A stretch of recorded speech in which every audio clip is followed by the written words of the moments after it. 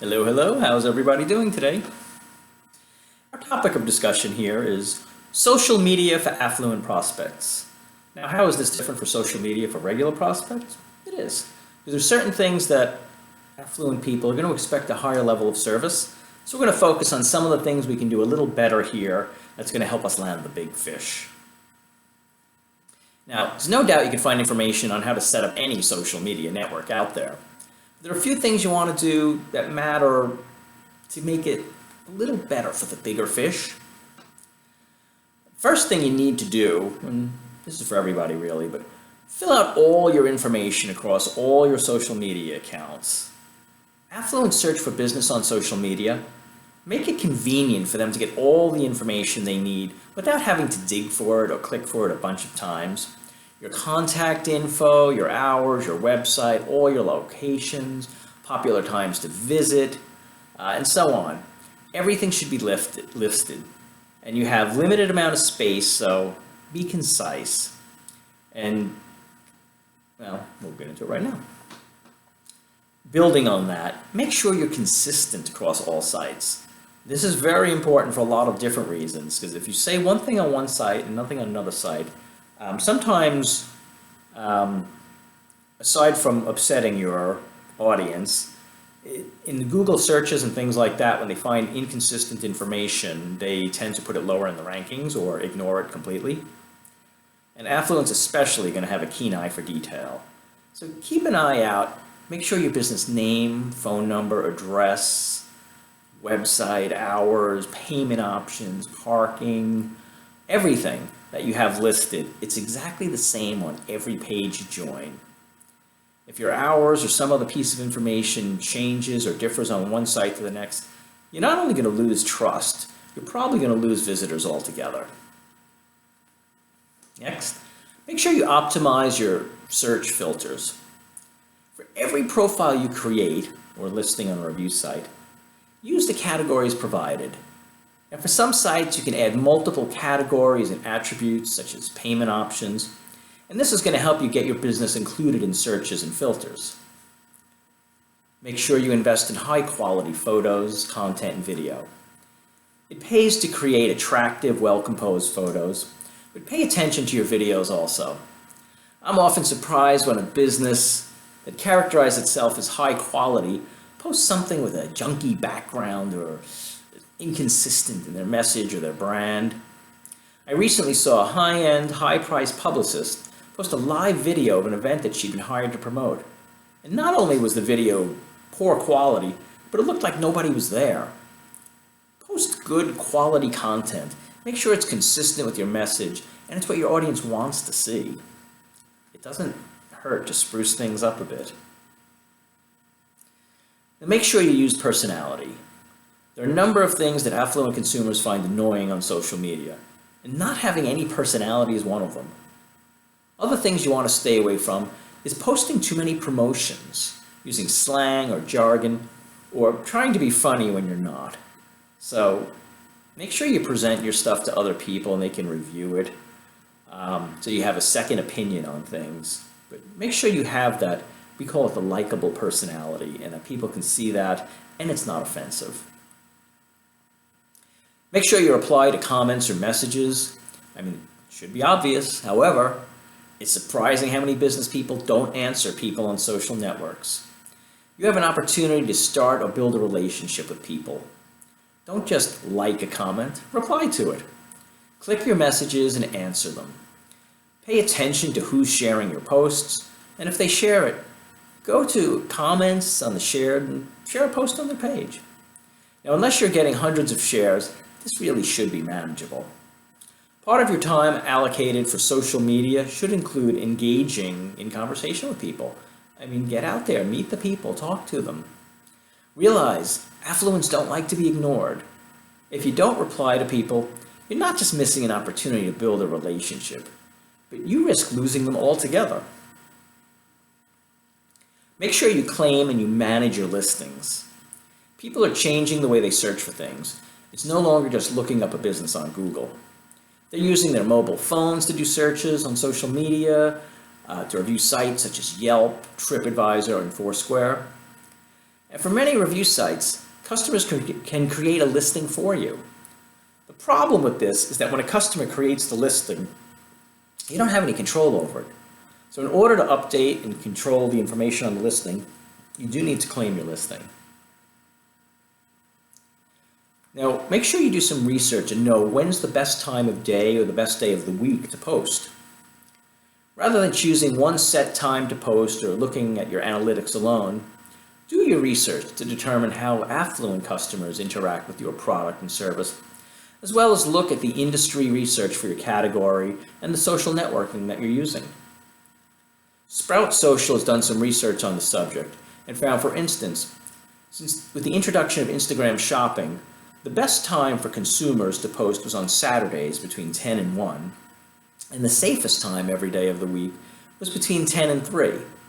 But Facebook was different.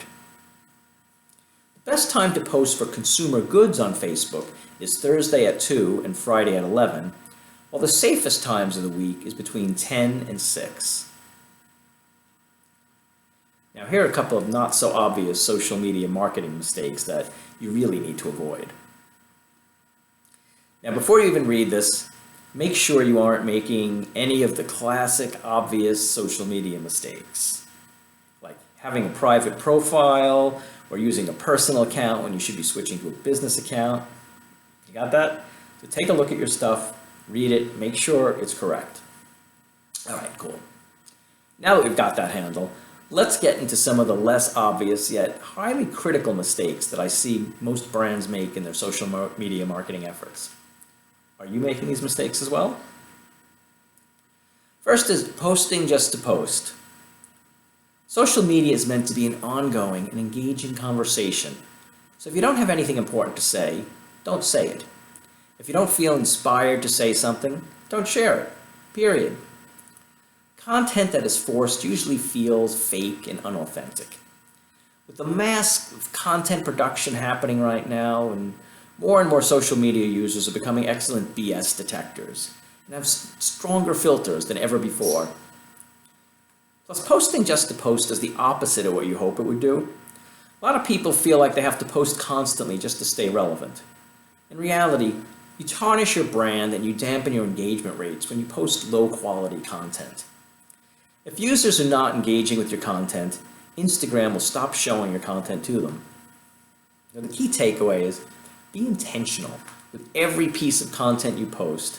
Operate from a well-thought-out strategy. Plan your content ahead of time so you're not having to rely on daily spurts of authentic inspiration to post. Create a content calendar and always ask yourself if you'd actually stop scrolling through your feed and read what you're about to post. Think about it. Okay, rigidly sticking to your agenda. Now, you can easily take the point I just made and go overboard. I've done this myself, and I see many people doing it now. Are you one of those people who uses an inspirational quote on every third Instagram post, so there's a pretty organized column of identical-looking files on your Instagram feed? Do you do this even though these types of posts don't have the greatest engagement? Now, this is a perfect example of what I mean by going overboard with the social media strategy. I've seen so many people get rigidly stuck to an idea that even if the results clearly show it's not engaging to their audience, they still do it because they want to stick to their plan. There are two reasons why this is a huge mistake. First, you're crippling your creativity. What if you get one of those hits of inspiration, something timely that you want to share and realize, oh wait, my next post has to be a quote, so I'll wait to share this. It takes away from the magic of real-time sharing on social media, and it interrupts the creative flow and restricts your content distribution. Secondly, it means you aren't paying attention to what actually matters, which is your audience. Make decisions based on your results, and always keep testing new and different ways to engage your audiences, so they don't get bored or fall off. Focus on what actually matters to your audience, not you. Test, measure, learn, repeat. Let go of your rigid agenda and give people what they want. Now, we've said this before, we'll say it again. Too much promotion, not enough social media marketing. Going off my previous point, it's true that sometimes your audience, they don't always know what they want. And they could totally want your product and service. However, you're going to completely turn them off if you're constantly promoting and selling to them. Focus on building a relationship with your audience first. Now, how do you build a relationship, you ask? Just the same as you would build any relationship. You create trust. SurveyMonkey reported that last year, 68% of US adults say trust in a brand has a great deal or a lot of influence on their decision when making a big purchase. Now, there are two ways you can cultivate trust with your audience. First, let them in. Let them see the real human parts of your brand. Be transparent. Show your raw, authentic self to them. This is going to build a connection, and a connection creates trust. Once again, make sure it's not vulgar or disgusting, but let them in. Secondly, give first without expectation. Before you even think about asking for anything from them, focus on what you can give them, and then give, and give. A good gauging question of whether or not you're creating value would be, would they pay for what I'm giving them for free? If the answer is yes, then you're on the right track, my friend. Now remember, your ratio of product promotion to value-driven content should be something like 1:4. So for every 4 pieces of entertaining, valuable content, you should only post 1 promoting your product or service. Okay, make sure you have brand consistency. What is the essence of your unique brand? Does it shine through in all of your content? Is there consistency in all of your content? If you want to build and sustain a powerful brand, you have to focus on brand consistency.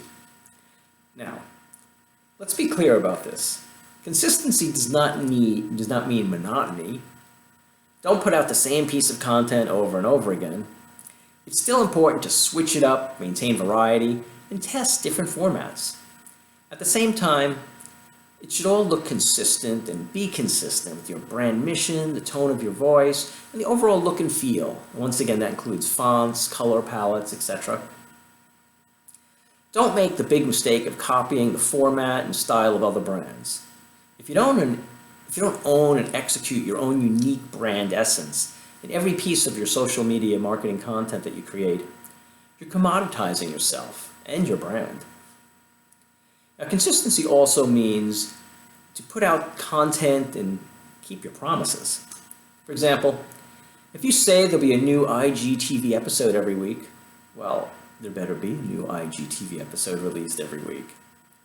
This creates trust and credibility with your audience, and it lets them know that you can be counted on and you deliver.